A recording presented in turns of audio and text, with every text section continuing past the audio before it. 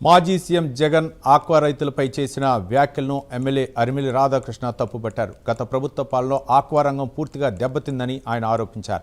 కూటమి ప్రభుత్వం అధికారంలోకి వచ్చాక ఆక్వా రంగం తిరిగి అభివృద్ధి పదంలోకి వచ్చిందని ఎమ్మెల్యే వివరించారు.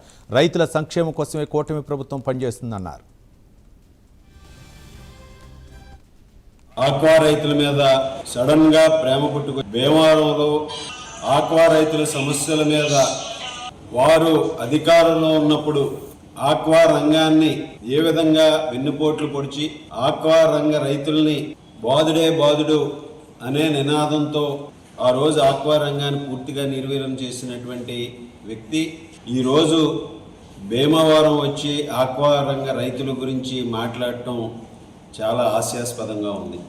ఈరోజు ప్రభుత్వాన్ని చంద్రబాబు నాయుడు గారిని విమర్శిస్తున్నారు. 5 సంవత్సరాలు ఈ రాష్ట్రంలో ప్రజలకు ఏ సమస్య వచ్చినా ఆ సమస్య మీద పరిష్కరించకుండా ఆ రోజు రైతాంగం ఆక్వా రైతాంగం అనేక సమస్యల బారిన పడి ఆ రోజు అనేక ఇబ్బందులు పడితే ఏ రోజు కూడా కనీసం తాడేపల్లి ప్యాలెస్ నుంచి కాలు బయట పెట్టినటువంటి జగన్మోహన్ రెడ్డి ఈరోజు ఆక్వా రంగ రైతుల గురించి ముసలి కన్నీరు కార్చటం ఆయన దగాబోరు ధనానికి నిదర్శనం. 5 సంవత్సరాలు దున్నపోతు మీద వర్షం పడినట్టే అధికారంలో ఉండి తాడేపల్లి ప్యాలెస్కే పరిమితమైనటువంటి వ్యక్తి ఈ రాష్ట్రం నలుమూలలా కూడా అనేక సమస్యలు అనేక మంది ఆర్తనాదాలు చేసినటువంటి పరిస్థితి.